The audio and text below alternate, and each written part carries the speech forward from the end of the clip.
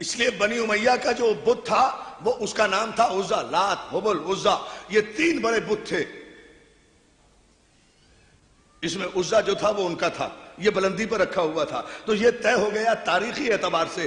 اپنے نوجوان دوستوں کی پوری توجہ چاہتا ہوں، مولا سلامت رکھے ان تاریخی اجتماعات کو اور ان مجالس میں آنے والوں کو مولا اپنے حفظ و امان میں رکھے، دشمنوں کی نظر بد سے محفوظ رکھے. دل کی گہرائیوں سے دعائیں دیتے ہوئے توجہ چاہوں گا عزیزان محترم، اس لیے کہ آج کی بارگاہ شہداء کربلا کی اس مجلس میں ایک تاریخی فیصلہ لے کر ہمیشہ کے لیے یہ دروازہ بند کر دینا ہے کہ کافر کون ہے، مسلمان کون ہے، کافر کسے کہتے ہیں، مسلمان کسے کہتے ہیں. ایک ہی جملہ کہوں گا لیکن توجہ آپ کی چاہوں گا. میں بھی اپنے آپ کو داؤ پر لگا رہا ہوں مذہب حقہ کی حقانیت پر، مگر اس منبر پر ناز کرتے ہوئے، اس علم پر فخر کرتے ہوئے اعتماد سے بات کہہ رہا ہوں. جب مسلمانوں کے مورخین نے یہ لکھا کہ خانہ کعبہ میں ہر بت پرست قبیلے کا ایک بت رکھا ہوا تھا، تو پھر طے ہو گیا نا کہ جزیرہ نما عرب 360 قبیلوں میں تقسیم تھا. اس لیے کہ 360 بت خانہ کعبہ میں رکھے ہوئے تھے، ہر قبیلے کا بت تھا. ہم نے تاریخ کے ایک ایک ورق کو پڑھ کر دیکھا ہے، ہر قبیلے کا نام بھی موجود ہے اور اس کا بت بھی موجود ہے. اے نبی اور علی کے باپ دادا کو کافر کہنے والے تاریخ کے کافر مورخوں، میں اپنا مذہب آج ہی تبدیل کر دوں اگر خانہ کعبہ میں بنی ہاشم کا کوئی بت دکھا دو. توجہ ہے، ایک بت بھی اگر کوئی تاریخ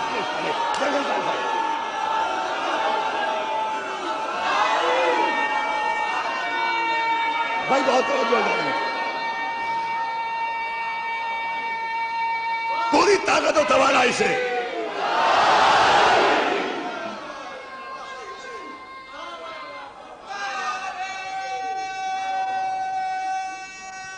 دونوں ہاتھ بلند کر کے اپنے مذہب کی حقانیت پر یہاں سے وہاں تک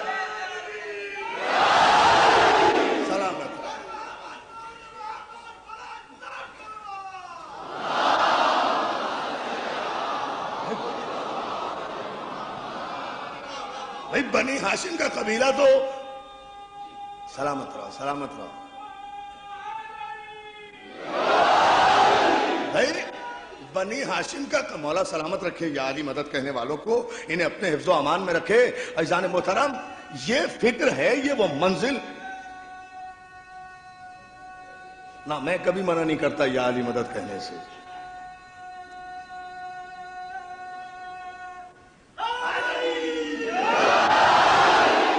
مولا سلامت رکھے جانو، یہی تو ہماری غذا ہے، یہی تو ہماری پہچان ہے، یہی تو ہمارا آئیڈینٹی کارڈ ہے. یہ ایک یا علی مدد ہی تو ہے جو کفر اور ایمان میں فرق کرتا ہے. یہی تو ایک نعرہ ہے، ورنہ پہچان نہیں ہے. لا الہ الا اللہ سے پتہ نہیں چلے گا کہ کافر کون ہے، مومن کون ہے. محمد رسول اللہ سے پتہ نہیں چلے گا کہ کافر کون ہے، مومن کون ہے. اس لیے کہ اللہ اور رسول کا نام لینے والے کافر بھی ہو سکتے ہیں، مومن بھی ہو سکتے ہیں. جس طرح اس ملک میں بسنے والے قادیانی لا الہ الا اللہ بھی کہتے ہیں، محمد رسول اللہ بھی کہتے ہیں، مگر پھر بھی کافر ہیں. تو ہمیں تو اپنی شناخت علیحدہ کرنا ہے تاکہ بتانا نہ پڑے کہ کون سے والے ہیں. ہم محمد رسول اللہ کے فوراً بعد علی ولی اللہ کا اعلان کر کے بتاتے ہیں کہ کافر کافر ہم نہیں ہیں، کافر کافر تم ہو. توجہ ہے، کس طرح کی بات کر رہے ہیں.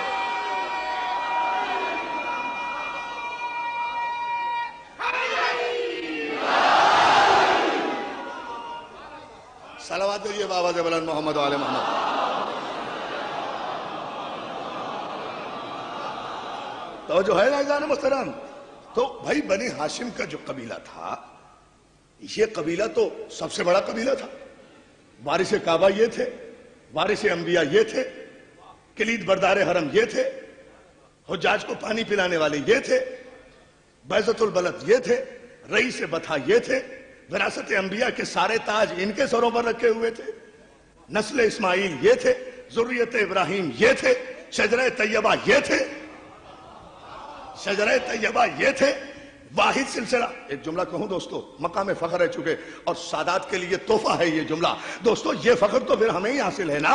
یہ تو صرف ہم ہی کہہ سکتے ہیں کہ جزیرہ نما عرب میں بعثت رسول سے پہلے صرف خاندان بنی ہاشم ایسا خاندان تھا کہ جس کے سلسلے شجرہ نسب کی کوئی کڑی درمیان سے ٹوٹی ہوئی نہیں تھی.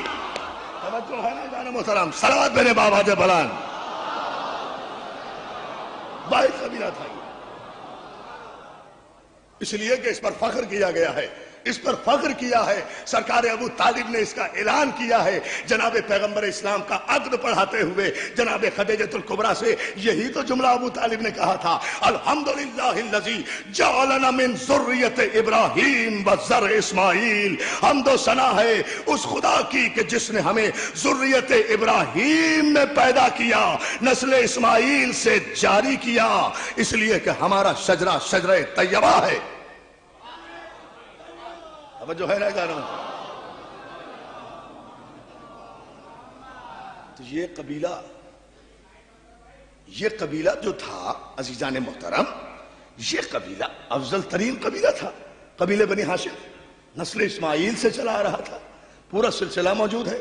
اور آپ تاریخ کے، پھر ایک بات عرض کروں، آپ تاریخ کے کسی بھی ورق کو اٹھا کر دیکھ جائیں، سارے ماہرین انساب کو بلا لیں، جتنے نسب ناموں کے ماہر گزرے ہیں یا جتنے ہیں اس دور میں موجود، سب کو بلا لیں. جو بھی کسی کا شجرہ لکھے گا نا، اسے چاہے 28ویں پشت میں ملائے، جا کر رسول اللہ سے ملائے گا، چاہے کھینچتان کر ملائے. اس لیے کہ ہر ایک کو پتا ہے کہ فضیلتیں حاصل کرنا، تخت حکومت حاصل کرنا اور بات ہے، حسب نسب کی شرافت حاصل ہونا اور بات ہے. وہ محمد مصطفیٰ کے بغیر نہیں ملتی. صلوات بھیجے محمد و آل محمد. یہ فلسفہ ہے. سب ملاتے ہیں شجرے وہیں، اسی جگہ اسی پیمانے پر جاتے ہیں. تو عزیزان محترم، یہ وہ قبیلہ بنی ہاشم ہے. لیکن اس قبیلے کا کوئی بت خانہ کعبہ میں دکھا نہیں سکتا. اب پتہ چلا آپ کو کہ وجہ کیا تھی؟ آخر 10,000 کا لشکر تھا رسول اللہ کے ساتھ. کچھ چھوٹے موٹے لشکر کے ساتھ تو مکے میں داخل نہیں ہوئے تھے. فاتح مکہ کی حیثیت سے جب سرکار تشریف لائے ہیں تو 10,000 مسلمانوں کا لشکر تھا جو مکے میں داخل ہوا ہے. یہی وجہ تھی، یہی وہ حقیقی وجہ تھی. بات نہ محبت کی تھی نہ رشتہ داری کی تھی، بات تھی شریعت کی. یہ جو علی کا انتخاب کیا ہے نا بت شکنی کے لیے، اللہ اللہ، یہ جو بت شکنی کے لیے صرف علی ہی کا انتخاب کیا ہے نا، اور کسی کا انتخاب نہیں کیا. یہ کام کسی سے بھی کرایا جا سکتا تھا، لیکن رسالت جانتی ہے کہ تقاضۂ شریعت کیا ہے.